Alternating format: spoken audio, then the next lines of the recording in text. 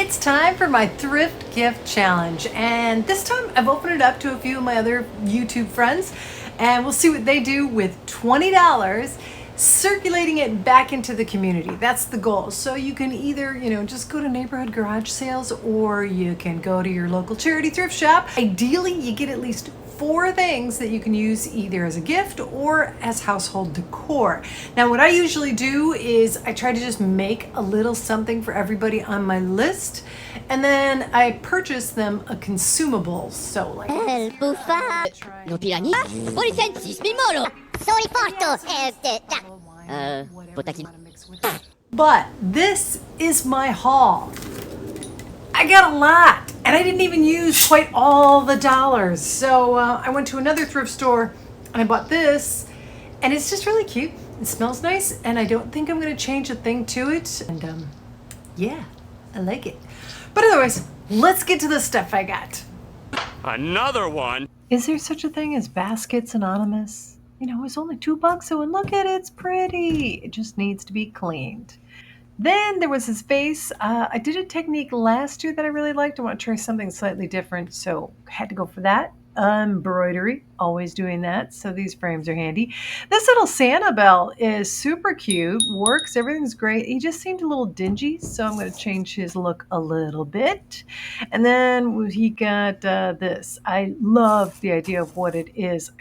For me, that was a little bit bright, so I'm going to finagle that one.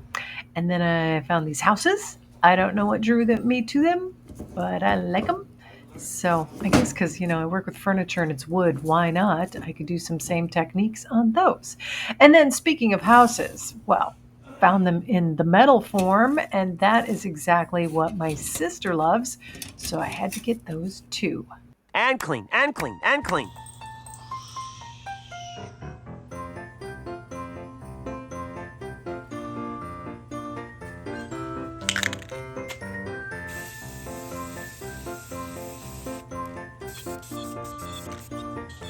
Weirdly, I kind of like Santa in blue.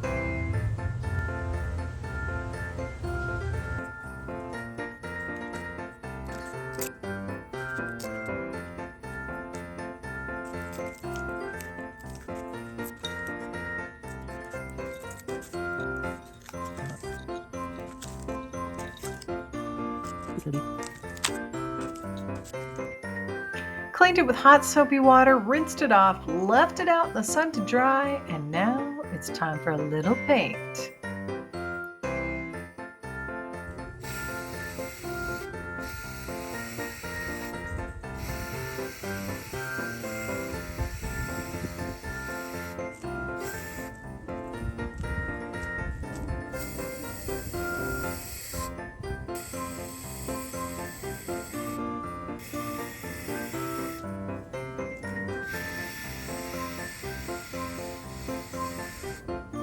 Ran into a little bit of a snag that this may help you if you do the same thing. I used white satin paint because usually on everything I like a satin finish. A little shine, not too flat.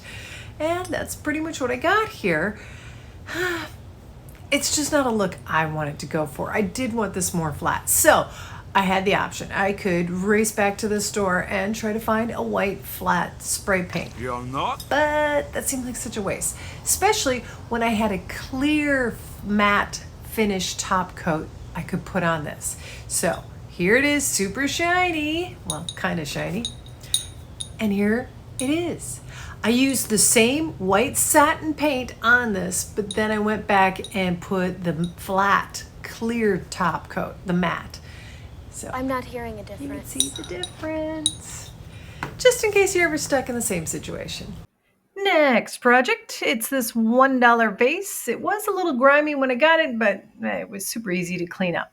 I picked up these, I'm pretty sure Joann Fabrics, as well as this.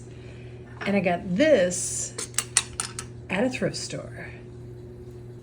So now it's time to play with some air dry clay using those cookie cutters, and it's all going to be put onto the vase.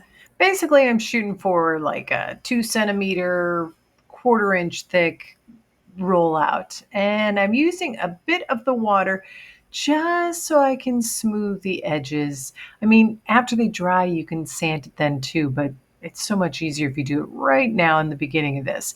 Placement of these, it's a little more challenging doing it random. I will give you that heads up.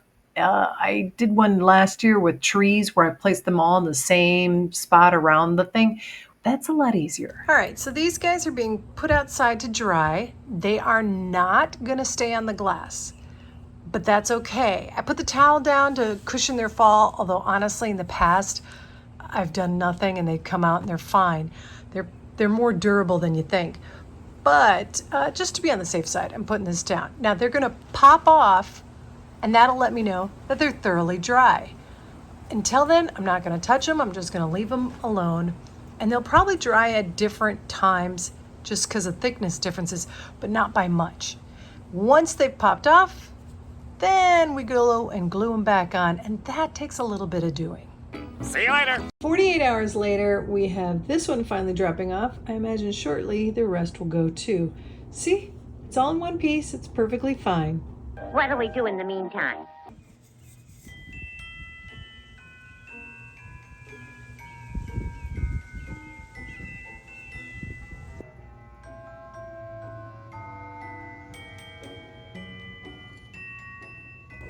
This one, I agonized over.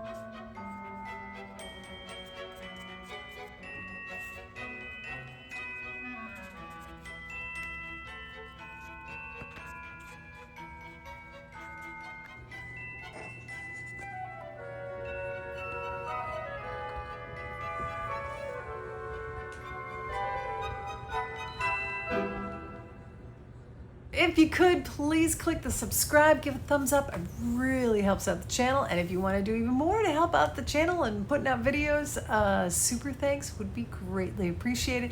Also have my Amazon wish list and buy me a tease in the description below too. So thank you very, very much. Okay, remember that thing we found the other day? Given some time, the pieces of clay just kind of dropped off the glass and everything was great. Then it was time to sand them and put on a top coat. I just used a matte top coat. However, not all of them made it. But you know, I think I had too many anyway, so it's okay. Now it's time to adhere it to the glass face. Before I do anything, I'm gonna get any possible leftover fingerprint oil off by using some rubbing alcohol. And then I'm just using a super glue to adhere it. I do need the help of some painter's tape to hold things in place until the super glue has had time to dry. I've used E6000, works great. I think pretty much any super glue you use should be just fine. The problem with placing random clay on is you do have to slide it around like I just did to find exactly where it fits again. But other than that, it gave me an opportunity to alternate them better than when I originally placed them on here. So I was happy with that. My E6000 turned out it was dried up and I couldn't get any more out. So I switched to Gorilla Glue. And while Gorilla Glue wasn't bad, I ended up having to also use some hot glue to help it adhere. So I guess it's safe to say that E6000 is a little bit better. But on the bright side, you can also use hot glue. I wouldn't solely use hot glue though, because it doesn't seem to hold forever. And certainly if you put a real candle in here, that's not going to work. And it could be too hot for the glass. So when you do put the hot glue on, make sure you only put it on the clay and then adhere that to the glass. This year, I got quite the haul. Let's do some before and afters. Start with the easy stuff. That scented ball ornament, satin white spray paint. All I did is I made sure that I plugged up the holes that the perfume comes out of with some toothpicks before I painted it, and voila. Then I moved on to the little candle holders and the bell, the snowman. This one, let this be an example of how much you can change up any kind of figurine you get, because now I liked this very basic flat white. But, you know, if you wanted to, you could go back in and paint the Christmas gift a different color, or, you know, really personalize it, give them a different type of scarf, whatever. It just gives you an idea that, you know, anything you see in the stores, the thrift shops, you can change them out quite a bit. Then we move on to other gifts. Every year I do my annual embroidery of a family pet. And this one, of course, is my grand cat. Now, I did get 2 frames, and I am working on another embroidery. It is going to be of my other child. We have our dogs they wanted. I'm just not done yet. Maybe in a future video you'll see that. And then, oh, one of my favorites, the vase. I loved how that turned out with the Christmas trees the year before. So this year I did it with the snowflakes and a simple candle inside. It's all it takes. Ooh, then we move on to the houses. Now these guys were also a real easy flip. I'm really glad with the wood ones that I did paint the inside windows gold, because during the day it will just catch the light nicely, and every now and then it's real pretty. And then last but certainly not least, it's the one that surprised me the most. It was so easy getting that basket and then just lightly misting it with paint. It gave it kind of a driftwood look. And then, super simple, I got one of those light string lights that you can get at like any Dollar General tree store. Put that on the bottom, put on some beads that we normally would string around the Christmas tree. And then from the handle on the top, I hung one of my most favorite ornaments. It is a beautiful stained glass nativity that my sister made me. And now it's just, oh, I love it. It's pride of place. And I could see this being with, you know, if you have a favorite ornament or an heirloom kind of thing like that, this is the perfect way to display it. Well, there we have it, the Christmas Thrift Challenge 2023. I thank you so much for watching, and I do encourage you to watch my fellow YouTubers who took some time just to give it a shot too. Thanks so much. Well, all the pieces came off and it was time to sand them, and unfortunately, not all of them survived. It's okay though. I think I might have had too many anyway. Then it was off to priming, and all I did was just put on a